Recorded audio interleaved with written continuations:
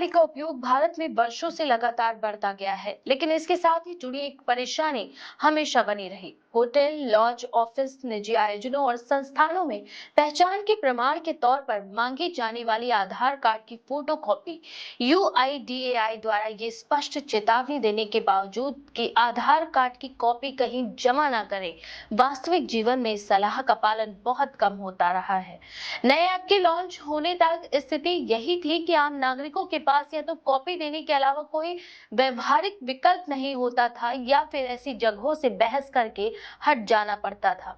इसी लंबे समय से चली आ रही समस्या को हल करने के उद्देश्य से यूआईडीआई ने नया आधार ऐप जारी किया है, जो आधार के ऑफलाइन सत्यापन की सुविधा देकर पूरे सिस्टम को पूरी तरह बदलने का दावा कर रहा है। नया ऐप एंड्रॉइड और आईफोन दोनों पर उपलब्ध है और आधार की तुलना में अधिक सुरक्षित है, अधिक व्यवस्थित है और अधिक नियंत्रित तरीके से काम करता है। पहले जहां ऑथेंटिकेशन का बड़ा हिस्सा ऑनलाइन जुड़ा हुआ था, वहीं अब ऑफलाइन सत्यापन को प्राथमिकता दी जा रही है।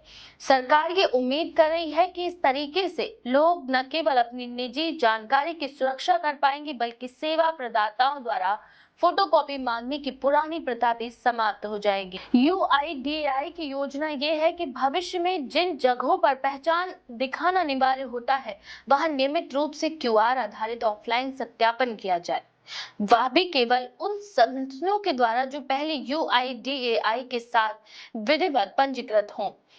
ऐप में दो विकल्प दिए गए हैं, शेयर आईडी और scan QR code. Share ID विकल्प के माध्यम से व्यक्ति ये तय कर सकता है कि वह कौन सी जानकारी साझा करना चाहता है, चाहे पूरी प्रोफाइल भेजना हो या केवल नाम और उम्र जैसी सीमित जानकारी। दोनों की सुविधा मौजूद है। इस डेटा को एक पासवर्ड प्रोटेक्टेड फाइल में भेजा जाता है, जिसमें ईमेल या मैसेजिंग एप्स के जरिए साझा किया जाता है। ये मॉडल उन परिस्थितियों के लिए रखा गया है जहां किसी संस्था के पास क्यूआर आधारित डिवाइस उपलब्ध ना हो, लेकिन पहचान की पुष्टि जरूरी हो। सरकार की मुख्य उम्मीद दूसरे विकल्प से है, स्कैन क्यूआर कोड। इस प्रक्रिया में सेवा प्रदाता एक ऐसा डिवाइस रखेंगे जिस पर एक क्यूआर कोड प्रदर्शित होगा। व्यक्ति उस क्यूआर कोड को अपने फोन से स्कैन करेगा और ऑफलाइन तरीके से सत्यापन पूरा हो जाएगा। ये प्रक्रिया यूपीआई स्कैनिंग जैसी दिखेगी, लेकिन लेन देन की बजाय ये केवल पहचान सत्यापन का काम करेगी। ये पूरी तरह ऑफलाइन चलेगी, यानी इंटरनेट ना होने पर भी सत्यापन संभव होगा। हालांकि ये प्रणाली तभी व्यापक रूप से लागू होगी जब बड़ी संख्या में लगभग यूआईडीएआई के साथ पंजीकरण कर लेंगे, जिसे सरकार ने अनिवार्य कर दिया है। ये व्यवस्था आम लोगों के दैनिक जीवन में कई तरीकों से बदलाव ला सकती है। एक और ये अधिक सुरक्षित और नियंत्रण में रहने वाले वातावरण का निर्माण कर सकती है, क्योंकि व्यक्ति को सुविधा मिलेगी कि वह अपनी जानकारी चुनकर साझा करे और उसका रिकॉर्ड भी सीमित स्तर पर रहे।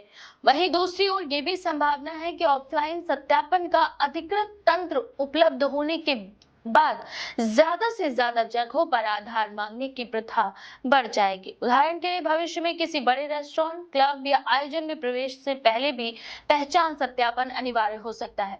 कुछ लोगों को ये व्यवस्था सुविधाजनक लगेगी, क्योंकि इसमें फोटोकॉपी या दस्तावेज ढोने की झंझट कम होगी, जबकि कुछ लोग इसे असुविधा और व्यक्तिगत स्वतंत्रता में अनावश्यक हस्तक्षेप के रूप में देख सकते हैं।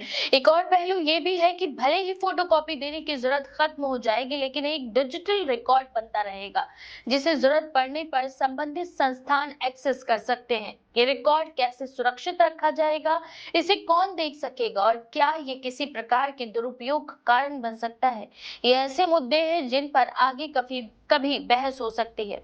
यूआईडीएआई का दावा है कि ये प्रणाली सुरक्षा और गोपनीयता दोनों के लिहाज से ही काफी बेहतर है, लेकिन वास्तविक परीक्षण तभी होगा जब ये बड़े पैमाने पर लागू होगी। नए ऐप का उपयोग बहुत सरल रखा गया है। इसे ऐप स्टोर या प्ले स्टोर से डाउनलोड करने के बाद उपयोगकर्ता अपनी पसंद की भाषा चुनकर पंजीकरण शुरू करता है। फिर 12 अंकों का आधार नंबर दर्ज किया जाता है और सत्यापन ओटीपी के माध्यम से पूरा होता है।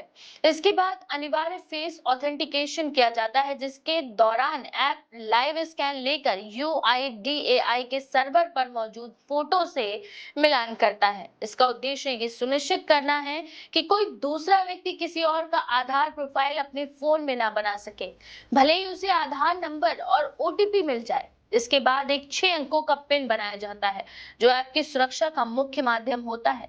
उपयोगकर्ता चाहे तो फोन के फिंगरप्रिंट या फेस अनलॉक को भी सक्षम कर सकता है। रजिस्ट्रेशन पूरा होने के बाद उपयोगकर्ता ऐप को पिन या बायोमेट्रिक के माध्यम से अनलॉक कर सकता है। सत्यापन समय उसे केवल डायनेमिक क्यूआर कोड दिखाना होगा, जिसे सेवा प्रदाता स्कैन करके सत्यापन कर लेगा। सेवा प्रदाता को केवल वही जानकारी दिखाई जाएगी जिसमें उपयोगकर्ता उस समय साझा करना चाहता है। यह प्रणाली पूरी तरह नियंत्रित और पारदर्शी है, क्योंकि ये उपयोगकर्ता पर छोड़ देती है कि वह कौन सी जानकारी साझा करे और किसे ना करे।